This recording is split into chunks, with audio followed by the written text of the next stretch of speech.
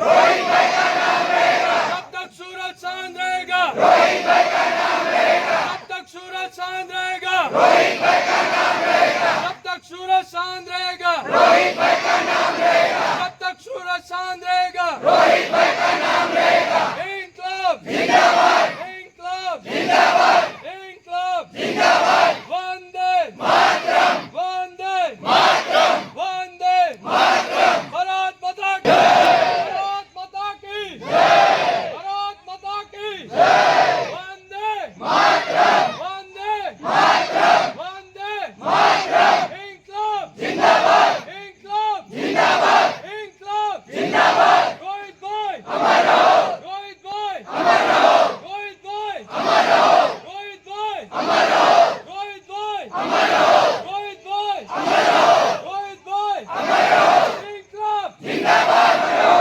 रोहित भाई अमर रहो, रोहित भाई अमर रहो, इंकलाब जिंदाबाद, इंकलाब जिंदाबाद, इंकलाब जिंदाबाद। આપણે 5 મિનિટ મૌન રાખીને જે કાંઈ આપણે ઈશ્વરને પ્રાર્થના કરી એ પ્રાર્થના એનું ફળ જે કાંઈ મળે તે આપણે ઈશ્વરને અર્પણ કરવી અને ઈશ્વરને પ્રાર્થના કરીને કહેવી કે અમારો જે આ આત્મા અહીંથી તમારા લોકમાં આવ્યો છે એ આત્માને કૃષ્ણ શરણ મળે, સ્વર્ગમાં એનો વાસ થાય, વૈકુંઠ પામે, ભગવાન શિવ શરણે રાખે એવી પ્રાર્થના કરી આપણે જે મૌન રાખ્યું છે એ વિશે 2 શબ્દ આપણને વિજયભાઈ કહેશે.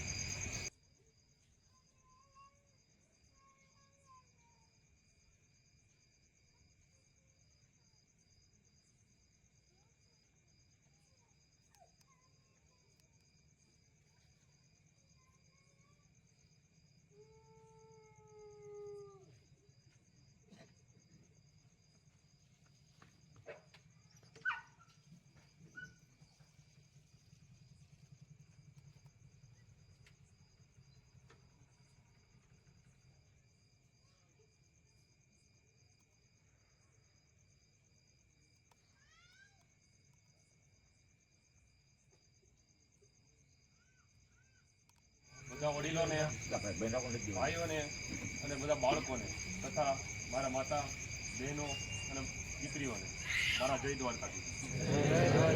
આપણે સૌ જાણીએ છીએ કે નેસડા ગામના વીર શહીદ ડાંગર રોહિત ઉકાભાઈ એ દેશ માટે બલિદાન આપી અને આજ ધરતી માતાની સેવા કરીને આજ અમર થઈ ગયા છે.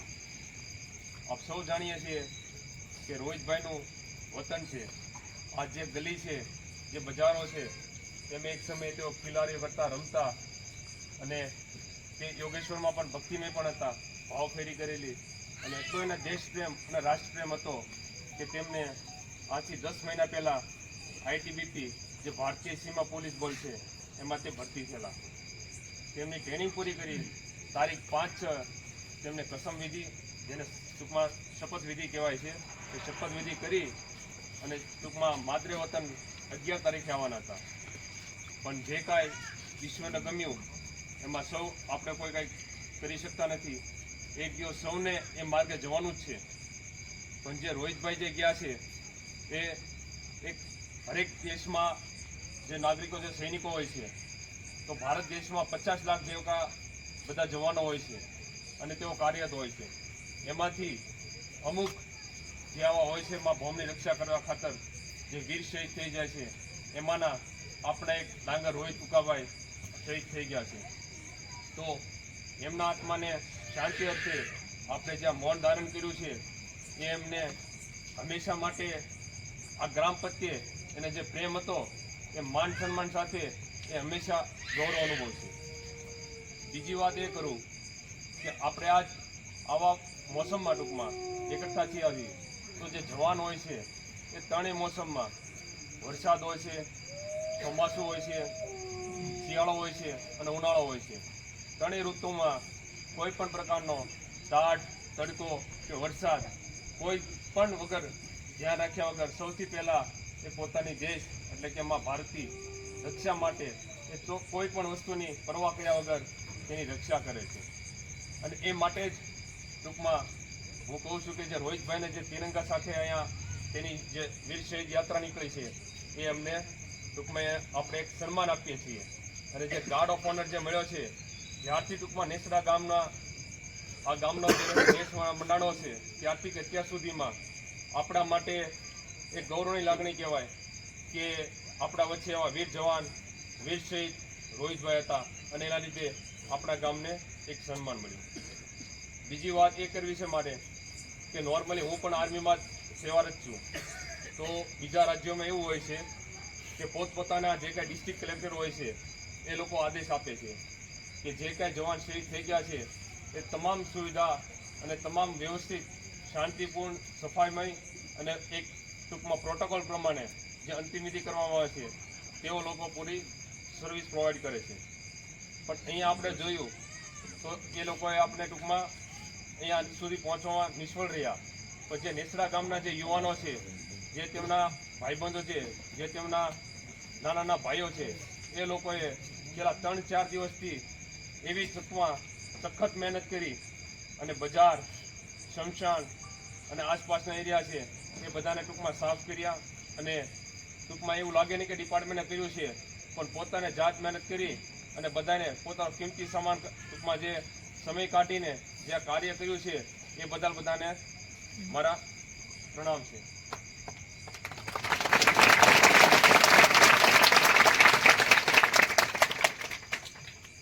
તમારા બધાના આ કાર્ય પ્રત્યે મારા માટે કોઈ શબ્દ નથી, પણ જે તમારા લોકોનો જે ગુસ્સો છે, જે રાષ્ટ્રપ્રેમ છે, જે દેશપ્રેમ છે, એ અત્યાર સુધીના 12 વર્ષની જે મેં નોકરી કરી છે તો કોઈ જગ્યાએ મને આવો રાષ્ટ્રપ્રેમ અને આવો દેશપ્રેમ કે જોવા નથી મળ્યો. તો એ માટે હું રોહિતભાઈનો પરિવાર અને આખો દેશ હંમેશા તમારા ઋણી અને આભારી રહેશે.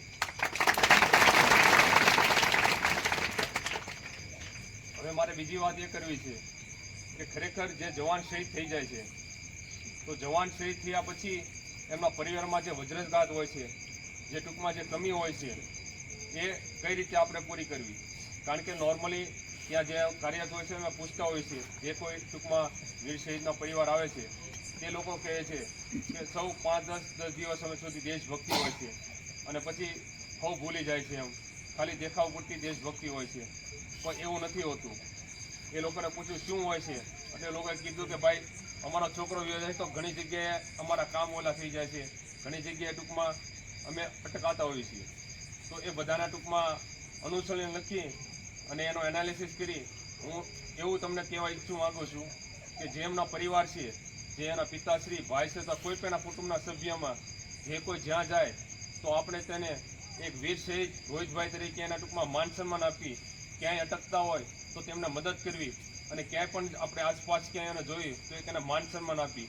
એટલે ક્યારેય જે આ વજ્રઘાત એને ઉપર પડ્યો છે એને એનો ટૂંકમાં કમી મહેસૂસ ન થાય, એને ઉત્તાનો અનુભવ ગૌરવ થાય કે ના મારો જે કાંઈ વીર શહીદ જવાન જે દેશ પ્રત્યે ટૂંકમાં જેને બલિદાન આપ્યું છે એ વ્યર્થ નથી. મને મારા ગામ લોકોનો, સમાજ લોકોનો અને દેશ લોકોનો એટલો સાથ અને માન સન્માન મળે છે એટલે ક્યારેય ટૂંકમાં એની કમી મહેસૂસ નહીં કરે.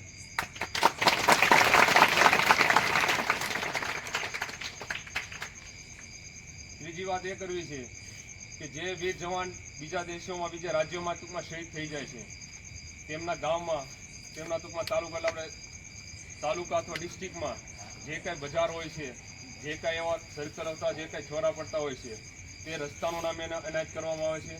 એના માટે સ્ટેચ્યુ મૂકવામાં આવે છે જેથી કરીને આજ 1 પેઢી 2 પેઢી સુધી આપણે તેમને યાદ કરીએ છીએ.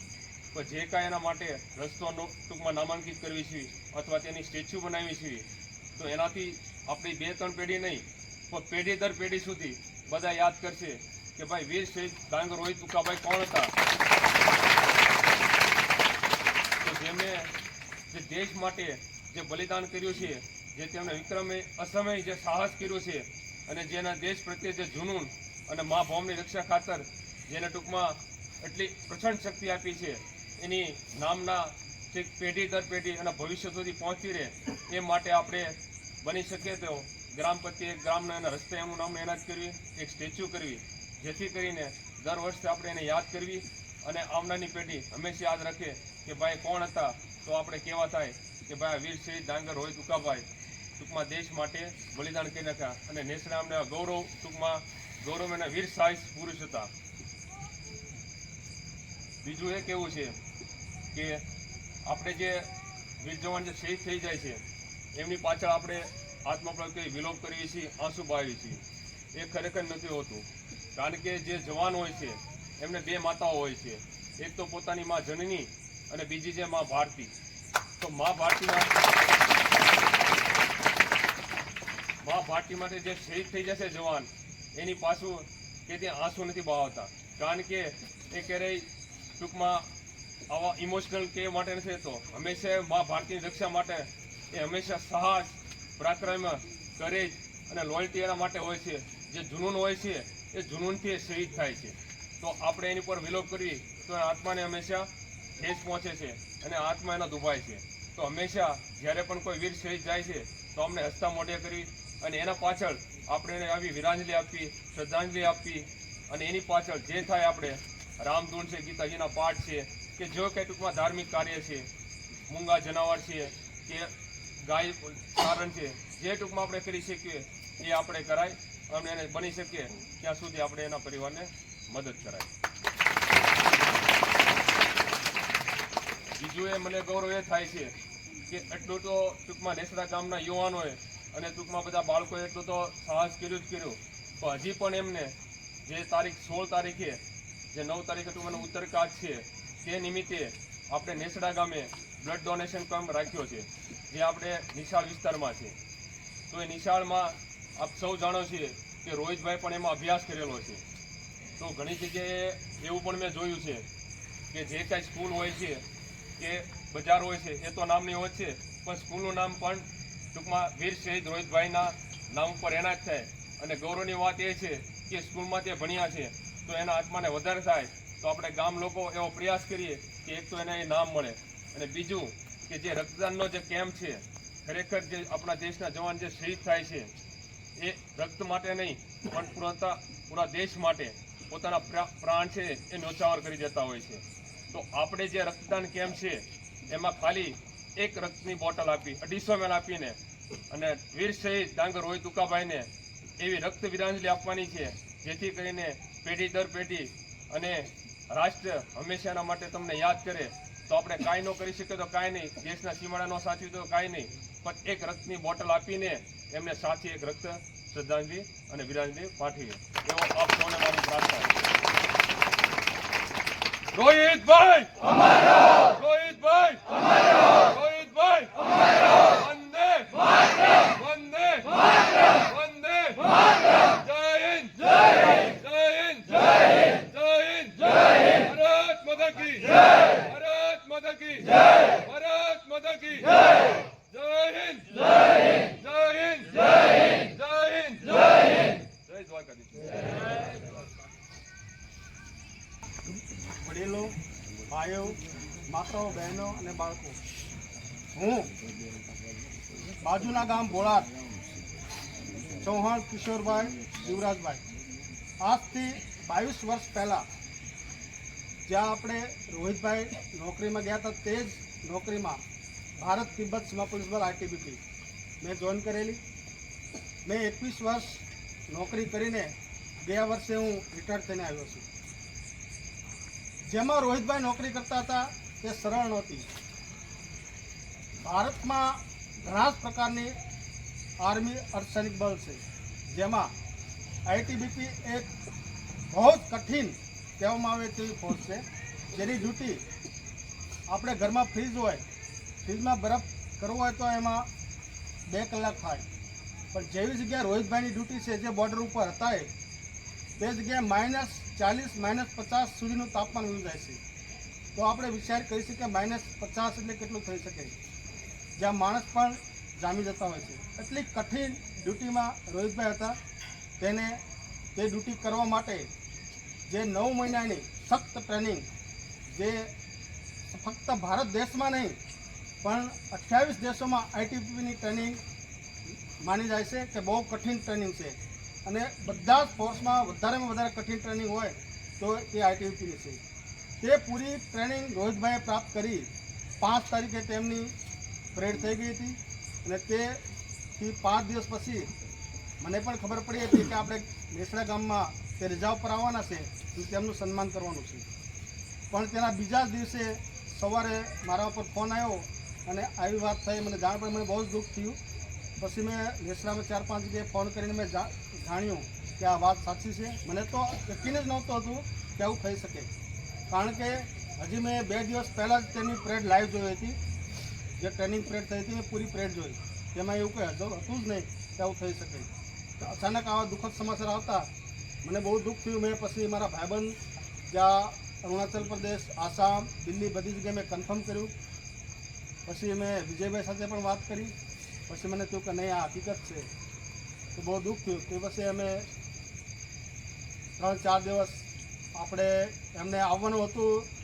1 દિવસ પહેલાં રવિવારે જ આ પહોંચી જાત સવારમાં, પણ કોઈક કારણોસર જે કદાચ ઉપરના અધિકારીઓ દ્વારા થોડી ભૂલ થઈ હોય કે કોઈ ટેકનિકલ પ્રોબ્લેમ રહ્યો, પણ આપણને પણ એટલી ખબર નથી. પણ તેના કારણોસર આપણે 1 દિવસ લેટ થઈ ગયા. જે આપણે રોહિતભાઈનું પાર્થિવ શરીર આપણે અહીંયા રવિવારે આવવાનું તેને બદલે સોમવારે પહોંચ્યું. તે ઉપરી કોઈ કારણોસર નહીં આવી શક્યા, તેના લીધે આવું થયું છે. પણ રોહિતભાઈના જ્યારે સર્વિસમાં ગયા તે પહેલાં મારી ઉપર ફોન આવ્યો. હું તો જાણતો નહોતો, પણ મને કે રોહિતભાઈ ડાંગર બોલું છું નેસડાથી, અને આવી રીતે હું ભરતી થઈ ગયો છું. મેં તો સરસ વાત છે, ભરતી થઈ ગયા છું, અને એ પણ આઈટીબીપીમાં હું પણ નોકરી કરું છું. મને પૂછ્યું કે આવી રીતે છે કાંઈ આમાં શું? મેં કીધું કોઈ વાંધો નથી, સરસ નોકરી છે. મેં પણ 21 વર્ષ નોકરી કરી લીધી છે, કોઈ વાંધો નથી આમાં. તે નોકરી પર વયા ગયા. તેના 6 થી 7 મહિના પછી એમના પિતાશ્રી ઉકાભાઈ તે પણ મને મળવા આવેલા કે મારો દીકરો આવી રીતે છે.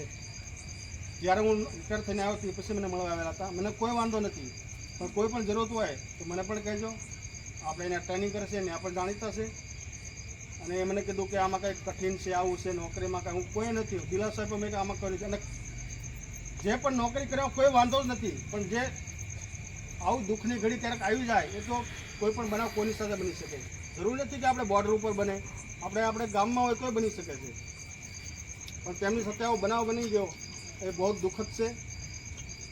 જેમને વર્ષોથી તૈયારી કરેલી કે મારે ફૌજમાં જવું છે, એમનું બેકગ્રાઉન્ડ પણ સરસ હતું ઘરમાં, એને જવાની પણ જરૂર નહોતી, પણ નહીં, એને દેશ પ્રત્યે એટલી લાગણી હતી કે મારે દેશ માટે કંઈક કરવું છે. મેં એનો એક લેટર વાંચ્યો, સાહેબ સ્કૂલમાંથી હશે, ઘણા ફેસબુક અને વોટ્સઅપમાં ડીપી ચડાવેલી છે. તેમાં એને લખ્યું હતું કે મારો પરિવાર, મારું ગામ અને મારા સમાજ પહેલાં, સૌથી પહેલાં મારો ભારત દેશ છે. તો જોવો એમનું જુનૂન કે સર્વિસમાં ગયા પહેલાં એનો કેટલો જુનૂન રહ્યું છે. તે એમને પહેલે પણ લખી દીધું. જ્યારે એના શિક્ષકે કીધું કે તમે 2 લાઈન લખો, તો એમ એમને પહેલે લખ્યું કે મારા સમાજ, મારા પરિવાર પહેલાં મારો દેશ છે. અને એ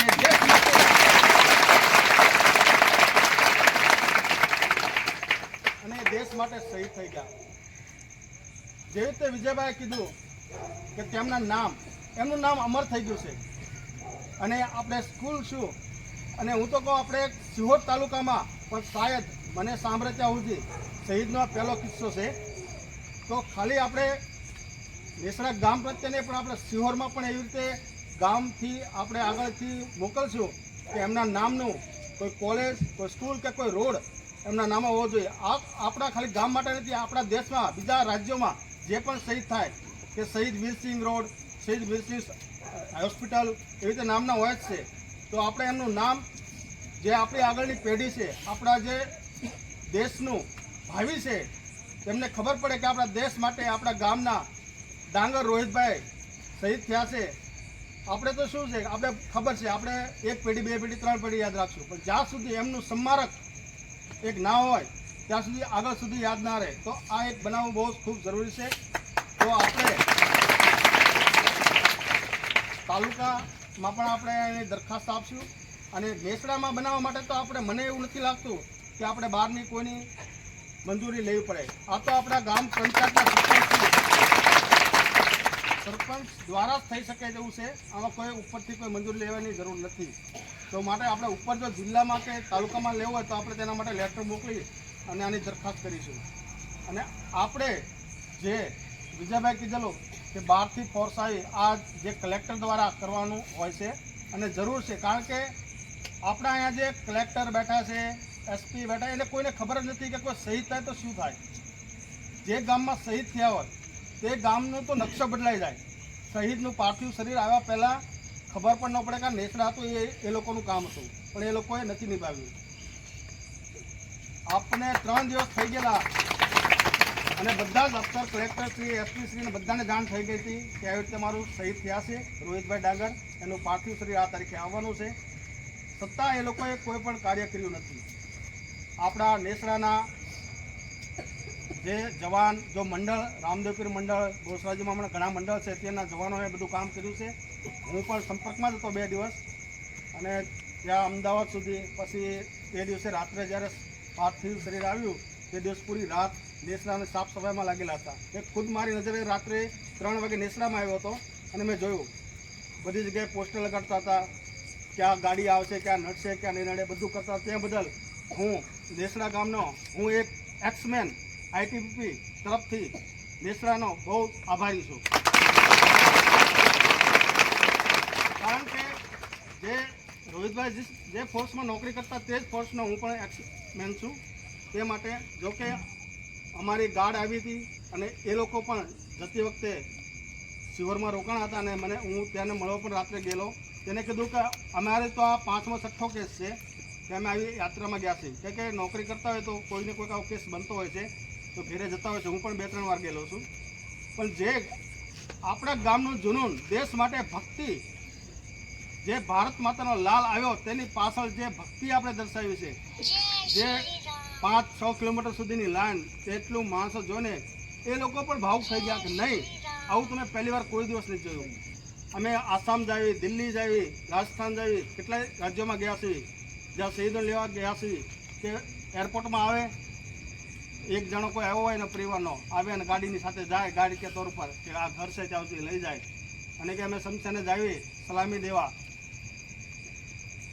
તો એમ કે અહીંયા તો કોઈ છે નહીં, 10-15 જણા હોય ગામના, બાકી કોઈ હોય નહીં. અને આપણા ગામનો એટલું માણસો હતું તે જોઈને એમને થયું કે નહીં, ગુજરાતમાં, આપણું ગુજરાતમાં શું છે, આપણા દેશમાં સૌથી ઓછા ફોજમાં હોય તો આપણે ગુજરાતના.